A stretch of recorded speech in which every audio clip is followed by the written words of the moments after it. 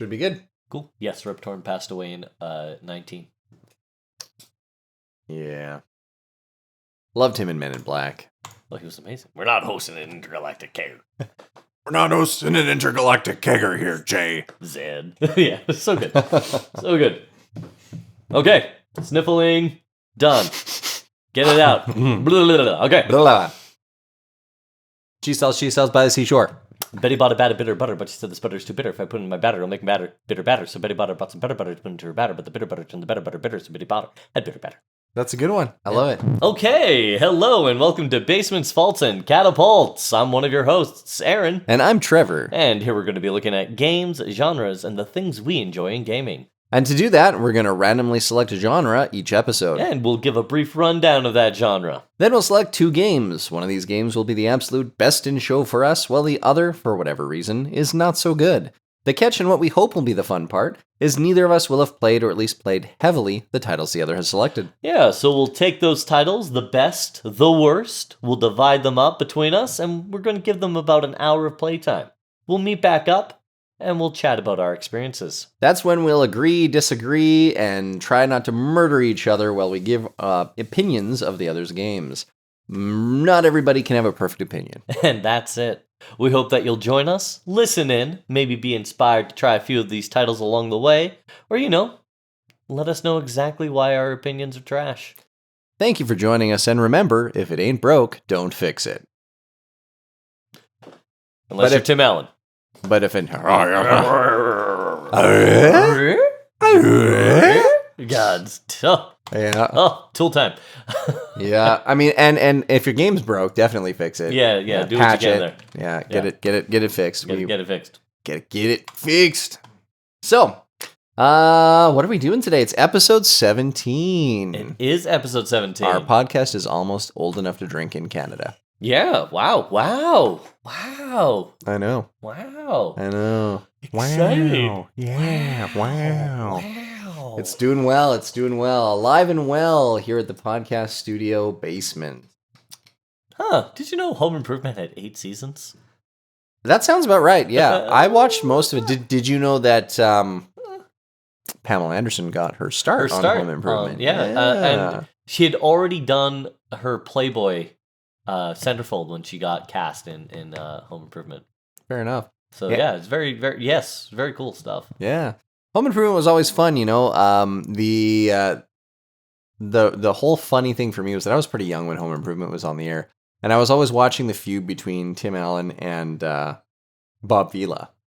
And it was funny because I didn't realize until I was much older that Bob Vila is actually a real Home Improvement guy, and that he had his own show. And that he was actually a real Home Improvement guy, but Tim Allen wasn't. So it was kind of that was the trope. The joke. But I didn't really understand that joke. I was just thought Tim Allen was like the garbage handyman, which was kind of true. Kind of true, yeah. Yeah, what a fun show. That was a fun show. Yeah. I enjoyed it. Howdy ho there, neighbor. I still do that to people when I look over the fence. Oh yeah, I'm Wilson. 6'4". Yeah, Wilson's amazing. I just look over the fence and go, howdy ho there, neighbor. Wow, Tim Allen's real name is Timothy Allen Dick. Wow, that explains a lot. I love Tim Allen. I mean, Galaxy Quest, one of my favorite movies of all time. Galaxy Quest is an amazing movie. It's Tim Allen. I rewatched all the Santa Clauses recently. Oh, yeah? Yeah, those were fun. I think Tim Allen, as an actor, I appreciate his work. Yeah. His book of work. Yeah, I really do.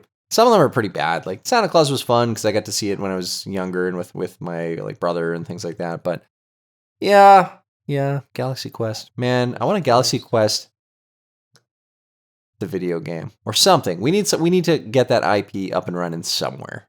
We got to do it. And we got to get our best impersonator to be up there doing the. Oh sure, you've got your shirt off again. Yeah. That's just cool. He's got a new TV series coming out. Oh, does he? Yeah, it's called Shifting Gears. Okay. And it's going to be about a character called Matt, a stubborn, widowed owner of a classic car restoration shop. So when Matt's estranged daughter and her teenage kids move into the house, the real restoration begins. Aww, heartwarming. That sounds great. The show will premiere on ABC. I like that. I still remember when The Simpsons had an episode making fun of Tim Allen. Where, You know you made it when The Simpsons touches you in some way, yeah. Where he's like on he's in the Home Improvement show on the Simpsons, and he's riding like a ride-on lawnmower that he's like, oh yeah, give this thing 500 horsepower, and then he like backs it over and kills Wilson, and then it's like, oh my god, you killed Wilson! And it's like, back to jail for me, and making fun of Tim Allen's little stint in jail. Yeah. It's just the Simpsons. Yeah, because he got drunk driving in '98. Yeah. Yeah. It's I mean, no. Sorry, cocaine. Oops. I'm on his Wikipedia page right now. Yes, he got into the cocaine. Into the cocaine. Yeah, you have to be careful with the cocaine. It can really mess you up, Yeah. I mean, stardom will do that to you. Alcoholism, long hours, hard work, failing artists, that kind of thing. Speaking of failing artists, how's our podcast doing? Not great. No, we're doing fine. We're doing well. For such a young podcast, I'm right now, and God, what a treat to be able to listen to this in a year after we have even more and be like, man, were we ever that? But right now, the important thing is doing it and getting it out there, Yeah, totally. I agree. I love it. So let's do it, man. What genres are you in the hankering for today? Well, I have been just like last week. I've been playing a lot of Persona 5. I'm very close to beating it and unlocking New Game Plus, which I'm very excited about. Nice. And then I've also started playing Midnight Suns again. Ooh, I did buy that. And Did you? I have been playing it a little bit. You get to be best friends with like Blade and hang out. It's fun. It's fun.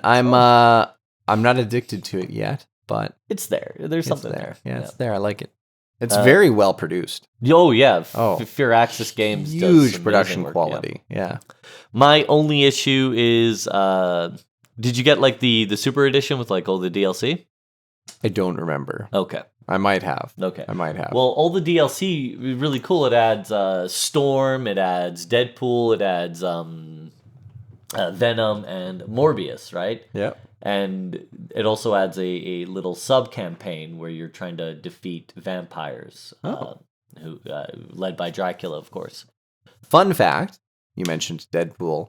The Activision Deadpool game is because they had terminal licensing. Yeah. They can no longer sell that game. So you can no longer buy or purchase anywhere legally a copy of the Deadpool Activision game. I happen to have a copy of it on Steam, which I bought because they cannot go back, and people have already bought it or grandfathered in. Yeah. But they stopped sales of it a couple of years back. And so, yeah, the Deadpool game is essentially dead in the water. No one can ever play it again. So, if you want to try the Deadpool video game, I can rent out my computer, and you'll have to come over to my house and put up with my cat, my dogs, and the odd little litter box. Oh, and me. Mistake. I'm here a lot. And Aaron. Yeah, Aaron is the resident podcaster. And but anyway, Deadpool game. And I was really sad because the humor in the Deadpool game, I actually watched the Deadpool game before the Deadpool movies came out. Played the Deadpool game. And when I dressed as Deadpool, I went full Deadpool video game persona to all of the places that I dressed as Deadpool. So the conventions, the movie theater when I went to see it. And I really liked the voice of the voice actor that did Deadpool in the Activision game. Isn't it Nolan North? I believe it is. Yeah. And then Ryan Reynolds, of course, comes on, and he's more like the softer voice, and he's kind of like, oh my, like a topographical map of Utah. And I'm like, your voice, because the Deadpool was kind of like this, and he's a little bit crazy, and he's like, let's make some pancakes. I'm going to make the chimichangas, right? And he's kind of got that more raspiness in the voice, whereas Ryan Reynolds' voice was more soft and sarcastic. Yeah. And I love Ryan Reynolds as Deadpool.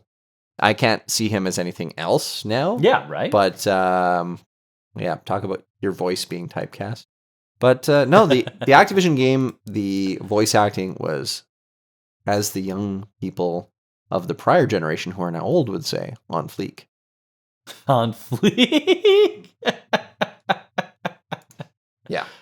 Oof. Yeah. So why don't we pick a genre and see what happens? Let's do it. I want to play. I added a new genre for us. Oh, what did you add? I added a genre called in quotations, thing simulator. So like Thing. pressure washer simulator or truck driver simulator okay, yeah. goat simulator or whatever it is. Whatever, okay. Yeah, that makes sense. Because I haven't played a thing simulator game in a long time, and I figured I'm going to make a genre so that we might have an opportunity to do so.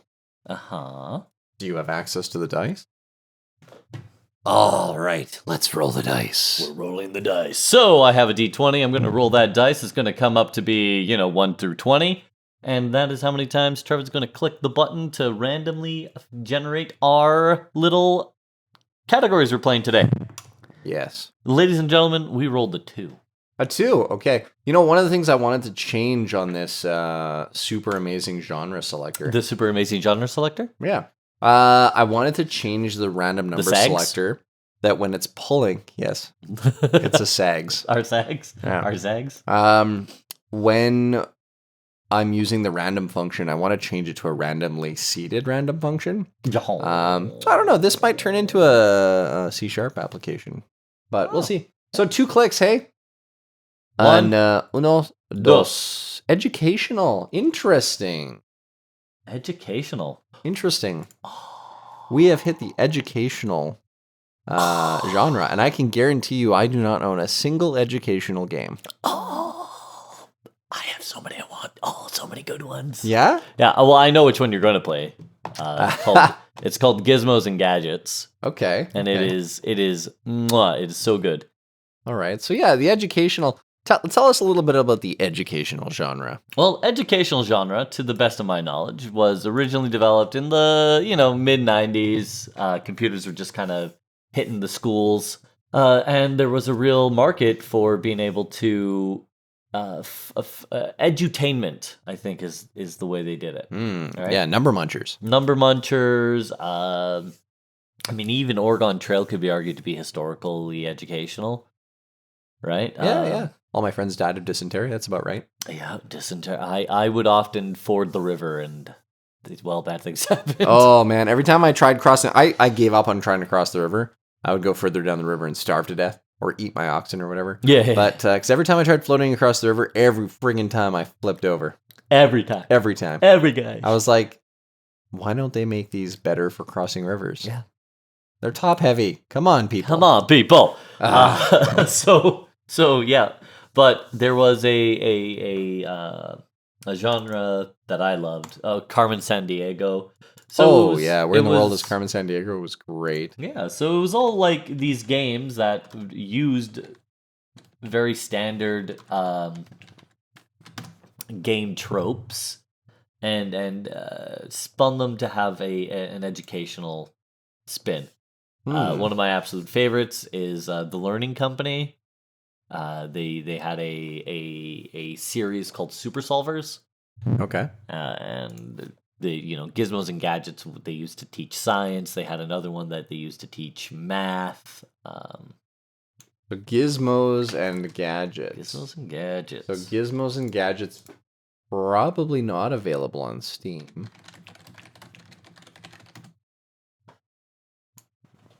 I could probably find it real fast. I am digging through the educational contents, and you know what? So yeah, last episode you played a good game that you didn't enjoy. I didn't love. I mean, you didn't hate it, you didn't love it, you did not have a stamp of approval on it. And I told you that someday I swear we would play it together, and I would win you over. But yeah, so we're gonna try to play. And you know what? It's funny. I ended up playing a bad game that I kind of gave a conditional stamp of approval to, and you played a good game that you gave a no to. We're kind of like hit or miss with these games. Miss with these sometimes. I have found a copy of Gizmos and Gadgets. I'm going to link it to you. Okay, that sounds great. I'm looking for a not so good game in the educational world. There you go. Let's see. It's here. on the Discord. Home of the Underdogs, Gizmos and Gadgets. Ages 7 to 12. Nice. So let's see here. You can buy it from CD-ROM Access. Super Solvers, Gamer, Gizmos and Gadgets. But how do I buy it? Oh, 404 not found. Oh, darn. You know what? I can probably find it. It's gotta be. Maybe GOG has it. My Abandonware. Super solvers, man. Viruses. DOS 1993. Windows 3.x. I don't know if this would even run on a modern computer. Oh no. I mean, let's find out, right? Go download. Oh, play in my browser. Can I play in my browser? What? Dude, I think I can play this in my browser. What? Oh yeah, look at that. Totes. Cool. So I can play Gizmos and Gadgets Oh, it uses DOSBox. Okay, that on makes my perfect browser. sense. I like that. I like that. Okay. So now I got to pick you a game. I have an option selected, but I kind of want to like dig for a minute. What are your memories? When did you start working with educational games as a youngster? As a youngster, it was definitely back in the DOS era. What was the one I remember specifically? Because my mother had to teach me how to make a boot disk, like a boot floppy, you know, to free Yeah. up enough memory. It was something Magic Castle. Hmm. Scooter's Magic Castle. This game's called Teacher's Certification Hell. Oh, that sounds horrific. I think that actually sounds fun. But yeah, no, my history with educational games are, you had the Mavis Beacon, teaches typing. Yeah, you Mavis had Beacon. Reader Rabbit, Lemonade Stand. Oh my god, yeah, Lemonade Stand. I'd forgotten about that. Yeah, so like because my elementary school had a computer lab, and like they were all like Macintosh 2s. Yeah, the Macs, the old. See, I was an Apple IIG before we got any Macs. We didn't get Macs till I was in, I think, grade 5 or 6. Probably grade 6. The Apple IIGs were good, but we played mostly. We fought over Oregon Trail and Odell Lake were the two that we typically fought over. Number Munchers was everyone was like, "Oh man, I got to play Number Munchers," but that was fun. I mean, I'm sure that some of the synaptic relays that have been put together in my brain are because of Number Munchers. Let's see. Okay, I think I've got a couple of options for you. So option 1 I'm looking at is called Creatura. It's about seeding and breeding and creating single cell organisms into complex ecosystems, and it looks like a fish tank simulator. Okay. It's not actually tagged education, so I might have to skip that one, but it's kind of like a science thing where you plant stuff and it grows. There's another one. I think this one's kind of interesting. It's called Synonymy. It's a non-profit educational word game narrated by Richard Dawkins, where players are challenged to find a path between random words through their network of synonyms by taking the synonym of a word and then a synonym of that synonym and so on. The other one is called Teacher Certification Hell. Yeah. It's a game about teacher certification knowledge. So depending on your ability, choose the right item at the beginning and then use the answer to break through each of the layers after 100 layers. So it looks like it's kind of like a weird, like, what it takes to become a teacher. There are no reviews that I can find written about this game. They're not, like, it says there's 24 reviews, but there's actually none that are like something that can be read. That's interesting. And then Nanoscape. Nanoscape is simulation education where you are at first-person exploration of a cancer cell deep in the human body.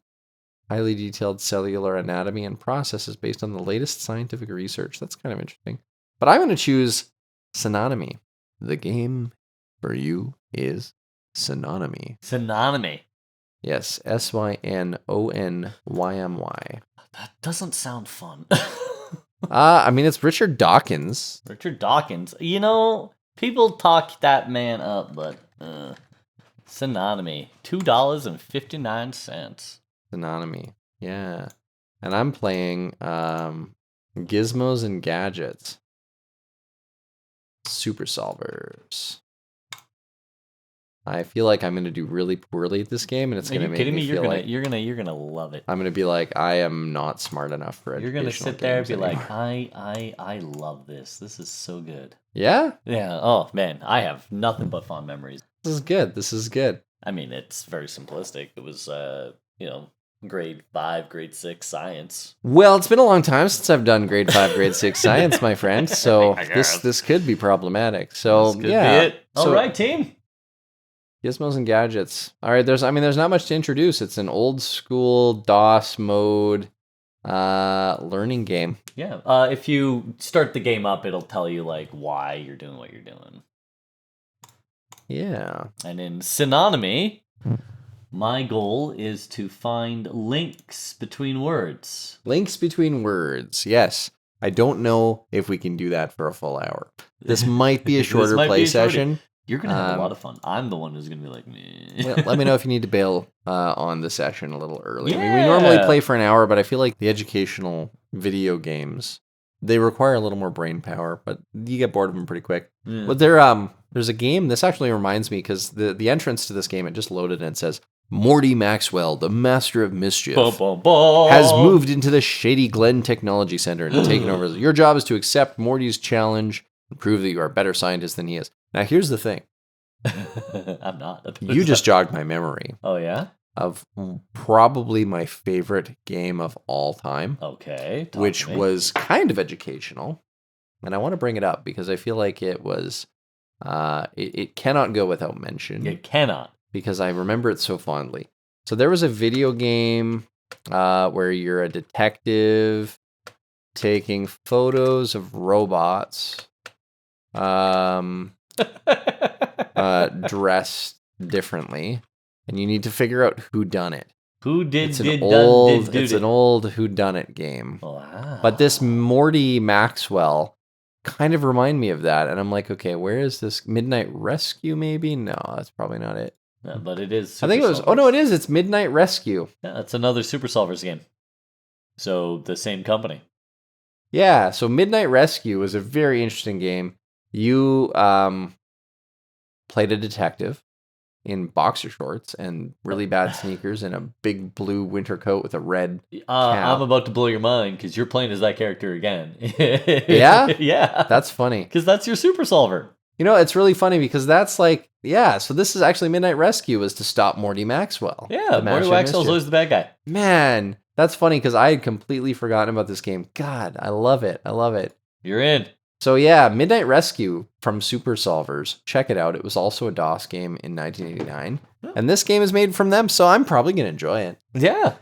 Dude, yeah, we're going to have to do a Midnight Rescue like play session. Well, what do we got planned for episode 20 here? Because that's coming up quick. We got nothing planned so far, but yeah, episode 20. Because we could interview. We could do that interview. I'd love to do the interview. Let's do the interview. You know what? Sorry, guys. This isn't even remotely related to the game. Yeah. I mean, I might even cut this out. We'll see. All right, But- team. All right. Oh, we talked about Midnight Rescue. I know, Midnight Rescue is so good. Play it. If you've never played Midnight Rescue, go find a place to play it online. It is another phenomenal piece of abandonware. Probably one of the better fun games of my childhood, to be honest. Hey. Yeah. All right. Ooh, that was loud. Have fun. Have fun. That's fun. Yeah. And on that note, I'm satisfied with that. I think we hit it. I think we hit it. Gizmos and gadgets. Man, what a ride. What a ride. What a ride What a ride. into the realm of nostalgia. There you go. Or as they say nowhere, nostalgia.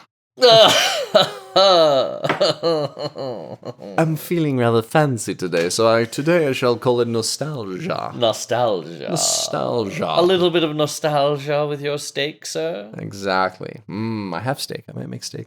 Hey, I'm not allowed a lot of red meats anymore, so That's fair. I've been. I don't really eat a lot of red meat. Hmm. Cinnamon buns, definitely, though. Cinnamon buns. Oh God, I'm kind of jealous. Go get your cinnamon bun, my man. Cinnamon bun. So, So I'm interested to know, how was your foray? with synonyms. Synonymy. Synonyms. It's an interesting idea. And this is where I really love video games that take an idea and make it the whole thing. You know, Yeah. it was interesting in that. So the core conceit from synonyms is if you're given a word, what are the synonyms of that word, and what are the synonyms of that synonym? Synonym.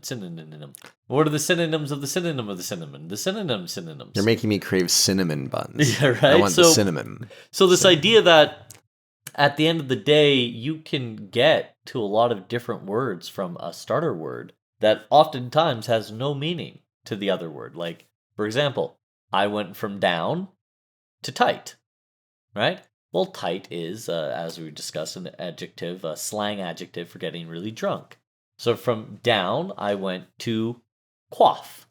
From quaff, I went to drink. From drink, I went to drunk. From drunk, I went to tight.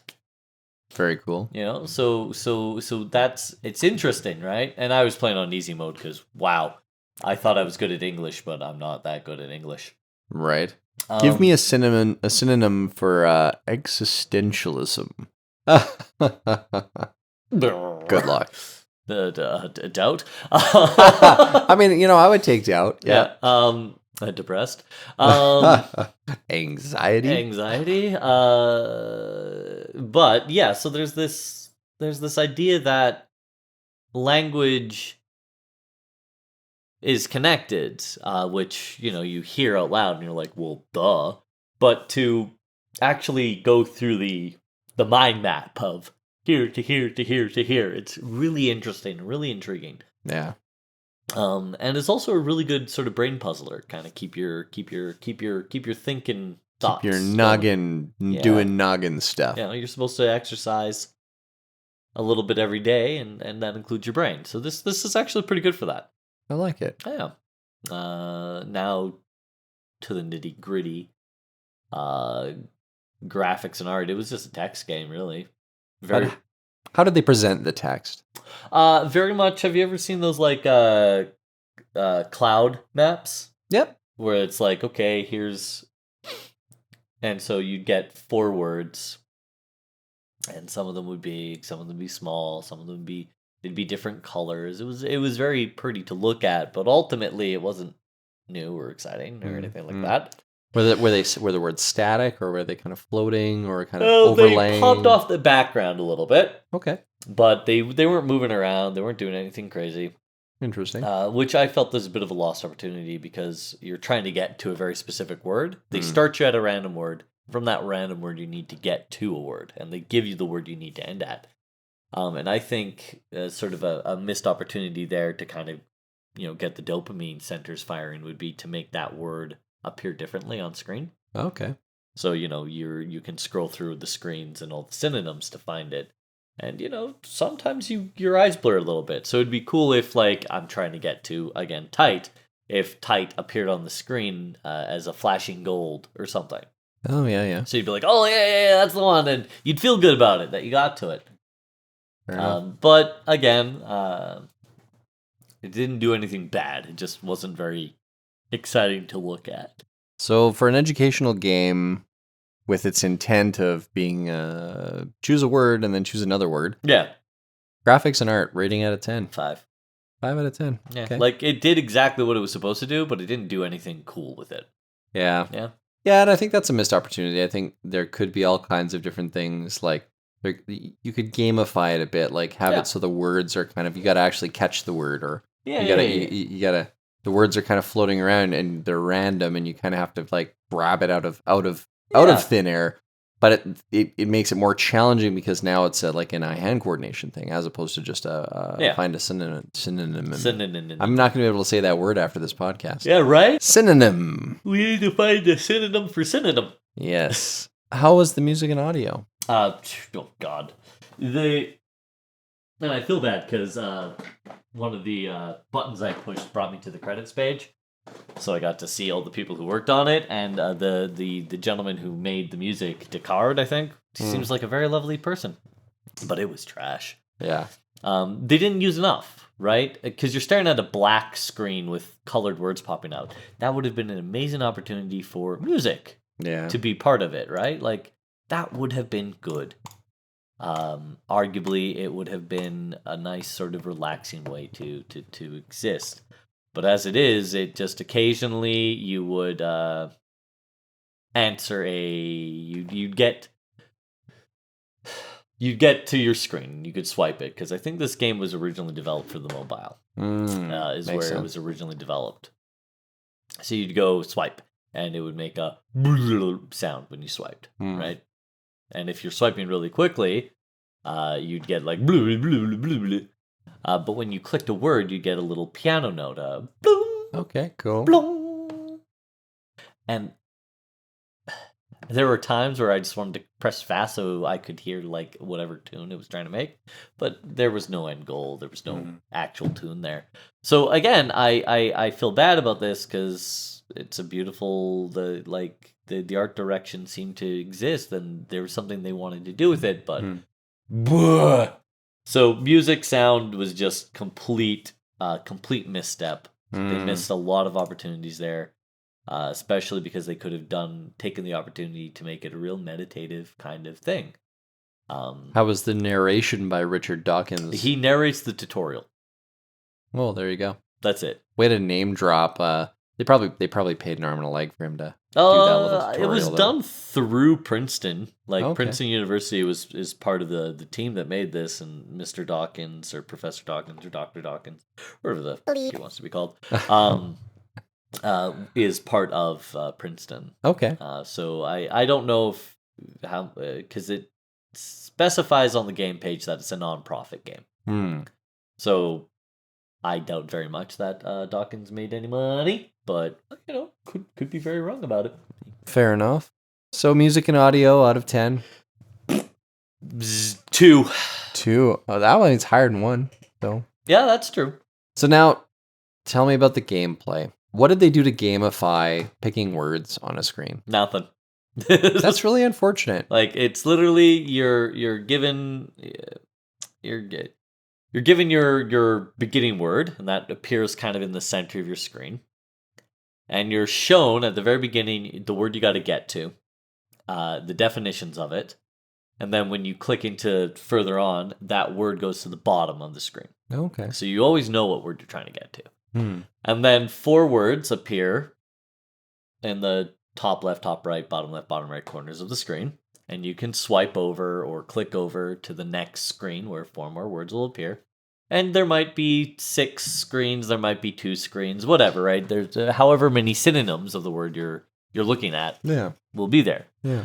But it didn't do it, like, again, it was just the Wikipedia game, right? You're just clicking on words to get to the next set of words. It didn't really gamify it until the very end when you got to the word and be like, hey, you did it in a minute 38 seconds and you got this many points. Yeah, see, I find gamifying, like, you need to do things like put a time limit, have a score sheet. Instead of clicking on a word, create a cute little monster that eats the words because he's hungry. And if you eat the wrong words, he gains weight or something. I mean, I don't know. Like, you just gamify it a little bit. Make him have an upset stomach if he eats the wrong word. Like, you could totally make games like that where it's actually more fun or more educational. Yeah, this was about as dry as Sudoku. Yes, I do not like Sudoku. I don't think it's very fun. My dad does the Sudoku.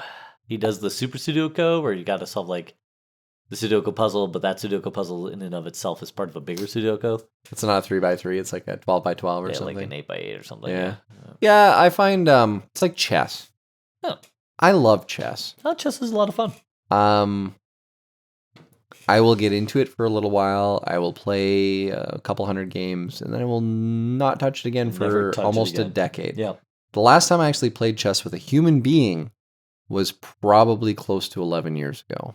11 years. And I watched Queen's Gambit, and I was like, I should buy a chessboard. And I want to own a nice chessboard with nice, like a good $200-$300 chessboard, nice pieces. I'm trying to convince my wife to play, but like, man, chess is kind of boring. And as much as I love playing it, I love what it does for my brain and thinking and strategizing, there's not a lot of people that enjoy it. And so when games are dry, they're not as fun. You gotta gamify Exactly. it. That's why Harry Potter had wizard's chess. Because if they were just like, if there was just a chessboard in the middle of a room and it was like, well, you have to play chess or you're gonna die, it wouldn't have been as interesting. The wizard's chess, where it was like smashing and breaking, and monsters chess in Star Wars, they had like the little, the monsters are like ripping other monsters in half. My and favorite stuff. was, do you remember Battle Chess on DOS? Oh yeah, I played Battle Chess. Oh yeah, Battle Chess. Yeah. Battle Chess is what got me into chess, I think. Me too. Yeah. Love Battle Chess. Man, we're gonna put that on the retro list. The of games retro to list would be amazing to revisit. Yeah. Yeah, I think I played a multiplayer version of Battle Chess. When I was want to say the Super Nintendo or something like that. Might have been. Had a like a Battle Chess. Yeah. Anyway. Very cool. So gameplay rating. I mean, you managed to play for a little while. 3. Yeah, it was like there was nothing wrong with it. Just nothing exciting or cool or innovative, really. Like even the main conceit of Synonymy is just a variation of the Wikipedia game. Yeah. It didn't have a hook. It didn't have a MacGuffin. Yeah. Didn't carry you through the plot line because there was no plot line. Yeah, well, exactly. And again, like, I don't want to sit here and be like, you should only make games if they're going to have game. Like, this is the idea of the interconnectivity is neat. I would have thought it would be a lot cooler if there was more of an online component, whereas, because there is a way you can play with other people.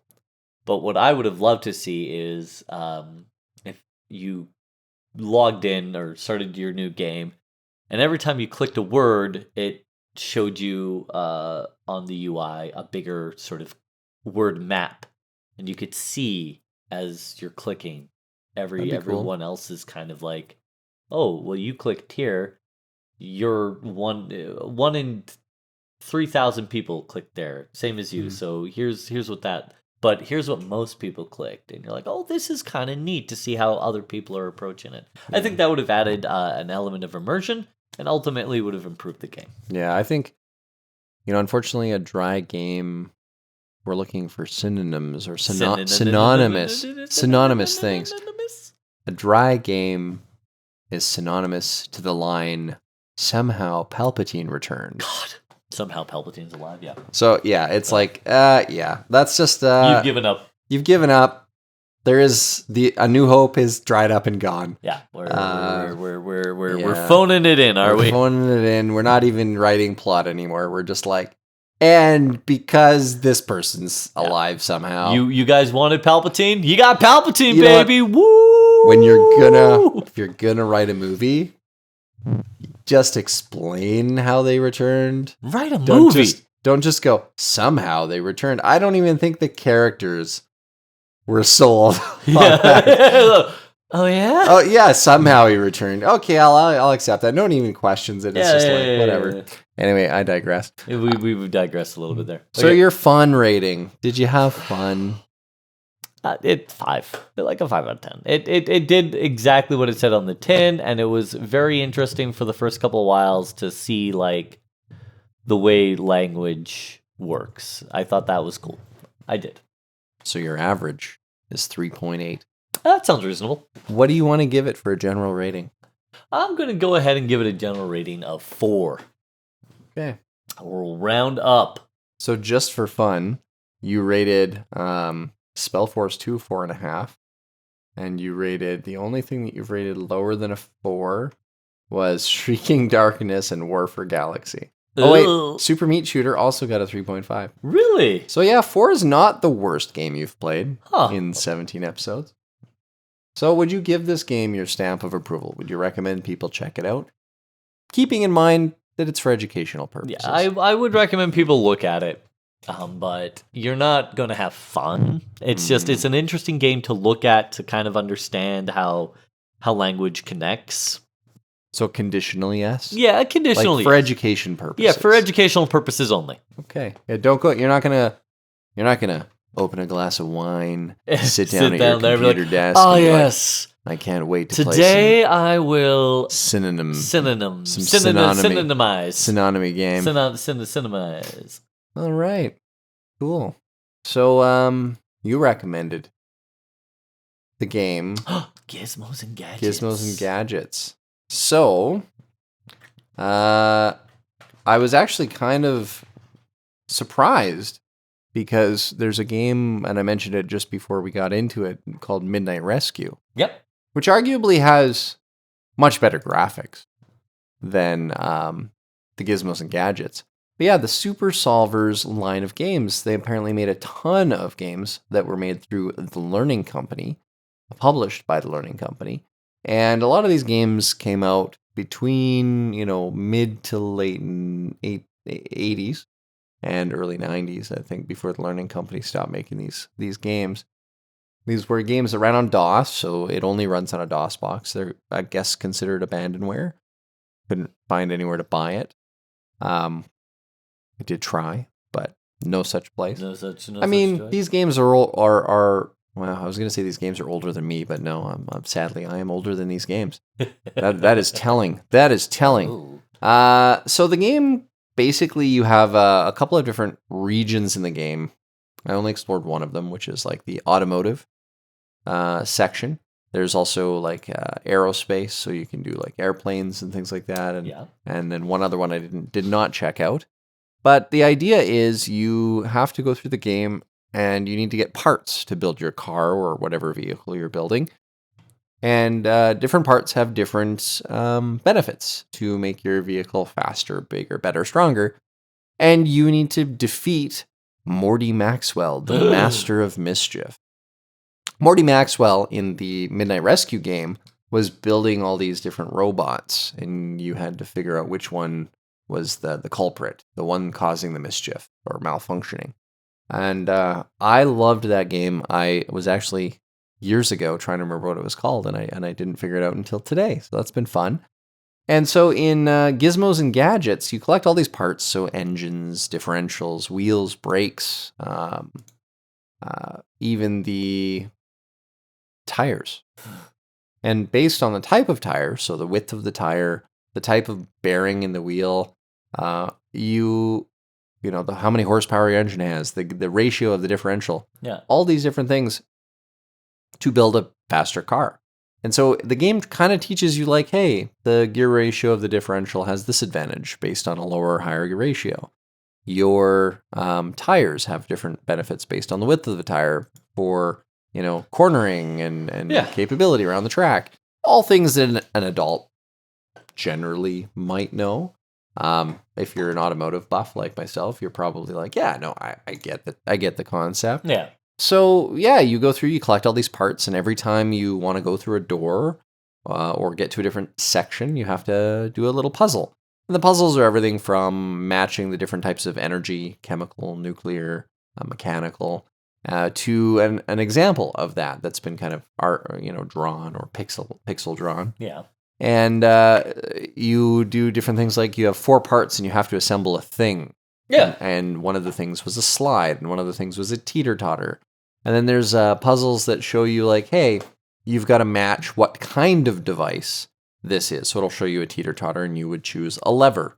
And you have to drag and drop the lever on top of it, and then boom, you solve it. Yeah, it's a lever. It's interesting. Like the fulcrums and all that. Yeah. So, and I think you have to identify like which part is the fulcrum and which part is the lever, and there's some more advanced elements to it as well. But again, it's for an age group 7 to 10, 7 to 12, I believe, for this one. Oh yeah. Midnight Rescue is 7 to 10. I probably played it when I was 10 and I loved it. And so Gizmos and Gadgets is a cool little learning game where you have to solve kind of practical knowledge questions. Yeah. And if you get it wrong, it kind of asks you, okay, try again. And And it gives you a bunch of different examples. And then when you get all the parts, you assemble them into a race car. So you pick the best parts. Yeah. And then you get to go challenge Morty Maxwell. And if you win, you get a little gold championship cup, which ends up going in your display cabinet in your workshop, which is kind of cool. So it kind of shows how many times you've won. Yeah. And then you just kind of lather, rinse, repeat. So every level gets harder. Every level adds more challenges and more puzzles and more kind of knowledge-based things for you to learn. And the game does a pretty good job of explaining to you what all the different parts do. Like, for example, it was talking about a ratio of 3.5 to 1. Well, in my mind, a 3.5 to 1 ratio means that you're going to be able to get a higher top speed. Right. But yeah. they were kind of saying, well, because 2 to 1 is that they were actually saying the engine has to turn 2 times to spin the differential once. And I'm like, oh, yeah, that might make some sense. And I might be getting my gear ratios mixed up with my differential ratios. Or maybe they got it mixed up. I'd have to Google it and relook. I'm not a mechanical engineer. But yeah, generally a longer gear ratio means faster car. Yeah. A shorter gear ratio means more acceleration. And I might just be backwards on how I understand my long or short. So anyway, yeah, it was fun. And it does a good job of explaining how to play. It's a cool little game. The whole entire Super Solvers series of games, they're a blast. And honestly, these are the types of games your kids should be playing. Like your 7 to 12-year-old kids should be playing the Super Solver games. You can probably find them online to emulate or play right on the website. Yeah. Your kids are going to be 10 times smarter playing these games than playing stupid Fortnite. Call of Duty. Yeah. Yeah. Overwatch. I think, when I was a kid playing computer games, most of the games I played were educational. Yeah. Well, because, that was, you had your lab time, where your computer lab time and all of that. Yeah. And most of them, Oregon Trail, I think, was the gamiest game I played. Yeah. And that was before I discovered the internet, because the internet didn't exist. Nope. Cell phones didn't exist. Nope. So we didn't have a lot of choices for entertainment other than television and educational learning games. Yeah. That was before I got my Super Nintendo and started playing Final Fantasy, because that was not educational at all. No, Lord no. Although learning how the stats spec up and it would teach you tactics, like how to think critically about problem solving. Yeah, sure. I would say so to some extent. Final Fantasy Tactics maybe a little more so. But I think that what I can take away from today is that games are there, that they do teach you different things. Yeah, like any art form, they have various applications, and they can be just for joy. They can make you think. I've learned things about herbology from video games. I've learned about different mushrooms, what is edible and what is not. Yeah. I've learned a lot of fun facts and interesting historical information from video games. And I think so video games, even some of the fun ones, if they are really smart about how they create and write their content, they can be educational as well. You just don't even know you're learning. Yeah. And that's the best kind of learning, is when you don't even know you're learning. But you definitely know you're learning in this game. So let's jump into graphics and art. Let's do it. The graphics are terrible. Yeah, it's an old DOS era game. It's an old DOS game. And actually, it's terrible for a DOS game. So it's even bad for that era. Wow. Yeah, I mean, okay, so Midnight Rescue came out in 1989, and it had really great graphics. Super Solvers, Gizmos and Gadgets came out in 93, and it had worse graphics, in my opinion. Maybe just in the graphical choices that they made than their game made in 1989. Now, I'm going to be fair and judge it not based on today's graphics, but based on early 90s, 1980s. Let's talk early 90s. Like 6 out of 10. Okay, that's reasonable. Like for an educational game from the 80s, I think that 6 is fair. I could see what things were. Even though it was very pixel and guys, you got to remember the screen resolution on computers back then was like smaller than 480p. If you could get to 760 by 920, you were running a beast. You were running a beast, yeah. Usually is what, 640 by 480 was the general resolution standard, back then? Yeah. And I so, remember my first 1024. I was like, whoa. Yeah, 1024 by 768. Yeah, my life just changed that day. Yeah. Oh my God, when I first got into like 1080p, and I was like, I thought I was playing 1080p for years, and I realized my monitor was only 720p. And I was like, oh, no wonder I'm getting such good frame rates. Yeah. But then you get a 1080p, and you're like, oh, the game actually doesn't have to look so blocky. Yeah. Yeah, so I think they did a reasonable job for their era. I could tell what the objects were. Yeah. I could tell when they showed me a flashlight that it was a flashlight. So, yeah, I mean, good enough. Nothing great. 6 out of 10. That's very fair. Yeah, for the limitations of technology at the time, they did a good job. Yeah, that's very fair. Music, it fit the time period. obviously. Oh, so like MIDI sampled. Oh, MIDI shite. sampled shite. Yeah. Yeah, just terrible beeps and bloops. Yep. Very repetitive. Yeah. Didn't get annoying. Oh. But didn't like it had to be there because otherwise the game would have lost an aspect that makes it somewhat interesting to play. But of course, it wasn't integrated in anything you're doing in the game, really. It was just there. Yeah, it was just kind of there. So, like, 3 out of 10. Like, fair. Good enough for, it needed some music, and they slapped some music into it. But also, we were limited to MIDI back then. Yeah, MIDI sampling was what you had. Yeah, if you bought, back then, you had to buy, like, a Sound Blaster. A Sound Blaster. I owned a Creative Labs Sound Blaster 1.0. Yeah, it came with my 286. I don't even remember how we got our 286, to be honest, but I know I ended up having one at some point.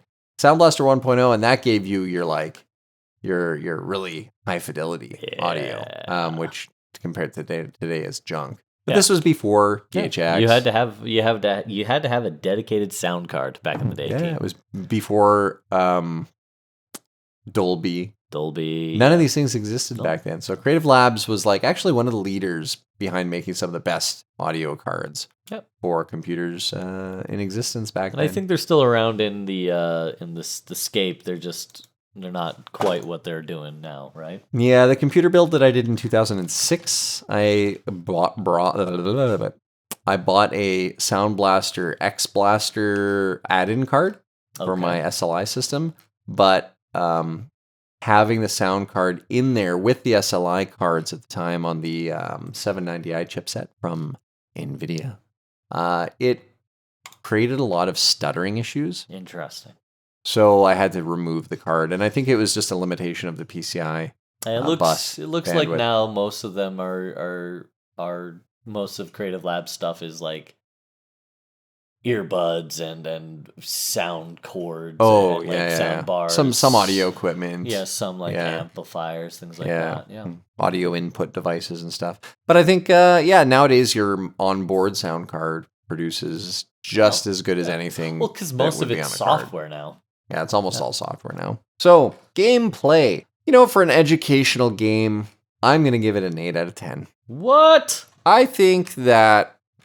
Slow your roll. I think that it does a really good job of gamifying learning and helping people, especially kids, to kind of learn things that they would maybe not otherwise know.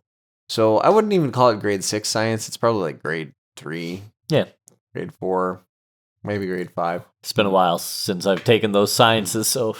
Well, I mean, science... I remember science wasn't really a class, its own separate class, till about grade 5 or 6. I'm trying to remember. Yeah, 4. Somewhere there. Maybe some dabbling in 4. But yeah, I hear you. Yeah, but I feel like... I feel like most of the kids nowadays probably have this general knowledge by about grade 3.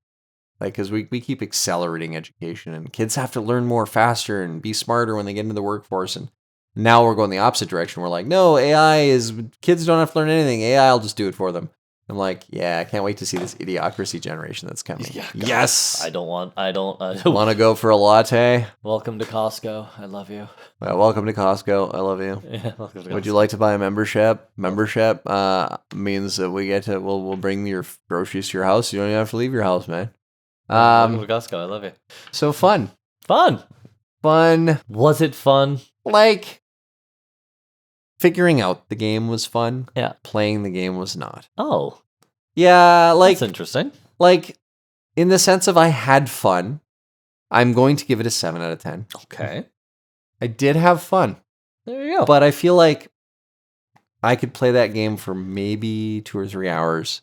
I would cease having fun. And then that would be it. But that's coming from the perspective of a 41-year-old who's played a ton of games. Well, that's true. Not the perspective of a 7 to 12-year-old playing a learning educational game. And to be honest, if I put myself back in the shoes of 10-year-old Trevor, and I'm in school and I have the choice between copying notes off of an overhead projector or Gizmos and Gadgets, 100% will choose Gizmos and Gadgets Every every single time. There was a Bill Nye game as well. The Crystal one.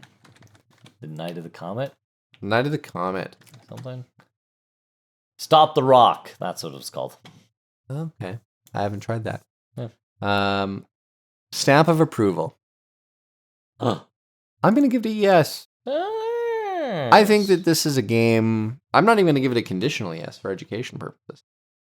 I think that if you have a young child who is in the computer gaming age, get your hands on the Super Solvers game sets, one way or another, and let them play them. I think it would be fun for a kid that age. I mean, if your kid's already got an Xbox, kid's gonna look at this game and go, "This game is stupid. The graphics are terrible, and I'm not playing this. This is stupid. What the heck even is it? What are you doing? What are you doing? What even is it?" Yeah, I think everybody who didn't grow up with the Super Solvers games should go and play them. Yeah, at least check them out. Definitely go play Gizmos and Gadgets. And Midnight Rescue. Because of today's episode, bringing my brain back to nostalgic 10-year-old Trevor, I'm going to tell you, please run out and go play Midnight Rescue. Play it for a couple of hours. Yeah. Play it and have fun with it. Play it on higher difficulties and have some fun. Because educational games can be fun. The fact that Midnight Rescue is probably like it's in my top 3 of favorite games from when I was a child, for sure. Huh. And now I'm learning it's an educational game. I'm like, what? What even happened? You mean I liked learning? I liked learning? What? This is stupid. I mean, I do love learning. Oh, who doesn't? Even as a 41-year-old, I love to learn. If I won the lottery, I would quit my job. Uh-huh. I would go and apply at MIT. Uh-huh. And bribe my way in if my marks weren't high enough. You can take like supplementary classes and then eventually go into a full track. Yeah, but I would love to go just study at MIT for my retirement. Study robotics and physics and theoretical physics, quantum physics. Yeah, just do it. Just learn. I would really like to have that opportunity. So, yeah, and MIT's cool. They actually, speaking of education, they release a lot of free courses online. A lot of their white papers and a lot of their educational kind of publications are available for free through the MIT website. So check out MIT, do some learning, further your education, and always keep learning. So yeah, that's the end of that. We've done educational games as our genre. Do you feel dirty after having to study and do educational things? No. Video gaming? No? No. Me neither. I think that video games, I'm a firm believer in them as an art. Yeah. And while art is quite often about just being fun, about enjoying it, it can also make you think. And I really love to see that being expressed.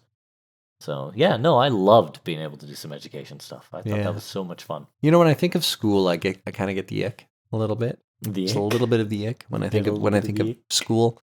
But I also remember that the best thing in school was when we got to do computer lab and play these games.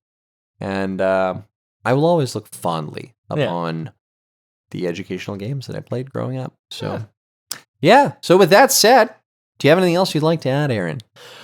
Remember, at the end of the day, we're all just skeletons, or we're all just nervous systems piloting a flesh mech.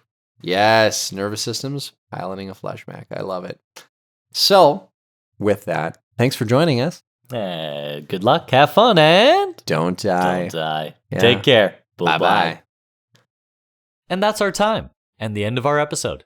But don't feel sad it's over. Be glad it happened. From the two of us in the basement, thanks for tuning in. Join us next time. And feel free to send us any feedback on our socials or send us a direct email at bfcpcontact@gmail.com. And if you're really interested in what we're doing, join us on Patreon, where we will have loads of behind-the-scenes stuff and uncut takes as more episodes are released. Patreon.com/basements, faults, and catapults.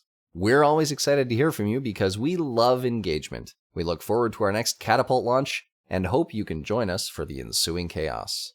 Good luck. See you next time. Okay then, bye-bye now. Okay then, bye-bye. If I'm not back in 5 minutes, Just wait longer. Just wait longer. Yeah, what was that? Ace Ventura. Pet That was Detective. Yes, yes, yes. Bumblebee Tuna.